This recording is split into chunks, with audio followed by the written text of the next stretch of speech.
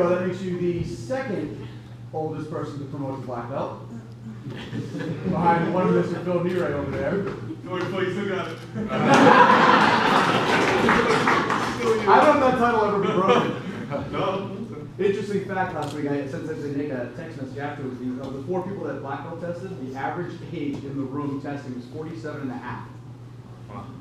That means a whole bunch of people started training in their late 30s and early 40s and 50s to something that scares people in their teens and 20s. I've had a lot of people over the years tell me that they want to train jiu-jitsu. I've had very few of those people actually get their ass on the mat and trained in jiu-jitsu. We wrote a very, very good black belt paper, as everybody does, and it was nice to send it out. I didn't get it on the email list, we know, send it out to you guys. You described in that your circumstances when you first came to the academy. Little story for you. I remember Mark came in the door, and I asked him when they come in the door, any prior training? He said 15 years of karate. And I went, crap, he's got more training than I did. So I immediately sent a message to Sensei Nick and said, Sensei, how do you handle a person for 15 years with a huge amount of experience with somebody like that? I don't know if I get the exact quote, but he said, treat him like every other student. And then, interestingly enough, Sensei Nick, about 6 or 9 months later, Mark came to me one night after class, and he said, I feel like I found the graduate school of martial arts. Some of the 15 years of experience, relative experience, wasn't Taekwondo, karate. So, and to find something that is different. We get a lot of people that come in and they don't always embrace what we do. It's sometimes hard for their brain to accept it. And they do a great job putting the old training aside and working hard, and took sometimes it takes extra time to get to this point. Remember when you exactly started? I think it was May 2008. May 2008. Second week in May, I think. Same week as me. Same week as Tim over there. I met one class. They had me. One class? They had me, yeah. One class. Taught me about it at Timmy. It's a little on the rare side for 2 people to start exactly at the same time and both make it to black belt. So it's a great testament to you guys in terms of training hard and working hard. We sometimes joke about blood, sweat, and tears, but I think all of that's on you right now. Usually it's cool if it's the other person's blood, not your own. Mark, please stand up. You have done a fantastic job, not just tonight.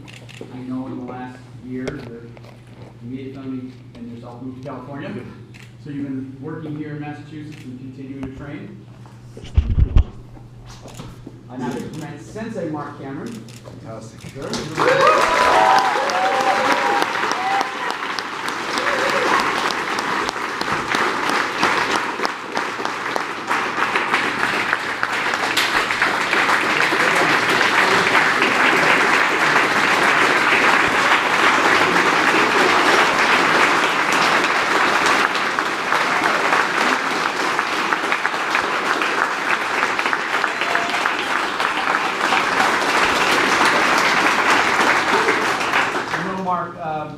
California is going to be taking up a lot of your time. I'm sure you'll be some days on the mat here whenever you're in town, possibly working. Around you, behind you, and around you represents a hell of a lot of martial art training. I was trying to wonder if I could figure out how many years it is behind me, but I don't have a calculator that goes that far. So there's no such thing as stopping. And I already know you've been looking in California for schools that you can train at, and you'll be here when you can, or train out there.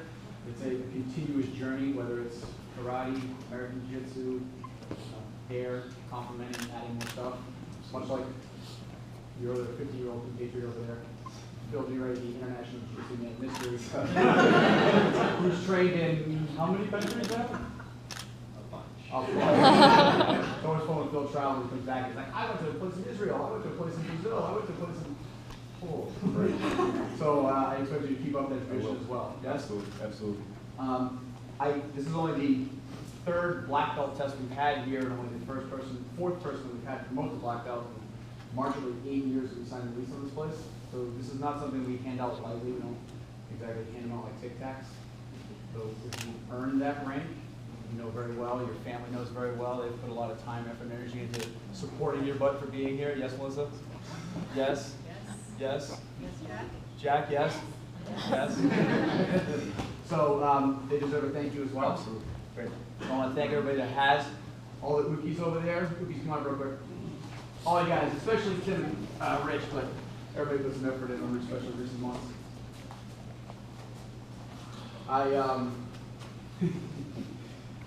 There's an old saying, the most important person on the mat is not yourself. The most important person on the mat is the Ookie, because there's no such thing as training moving forward what we do without this group here.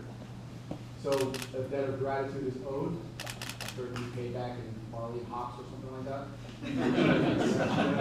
Something along those lines. But certainly a bow at the very least. Okay? Bow to them. We wouldn't be anywhere at all without this group behind us. So I will join you in bowing the flag oath.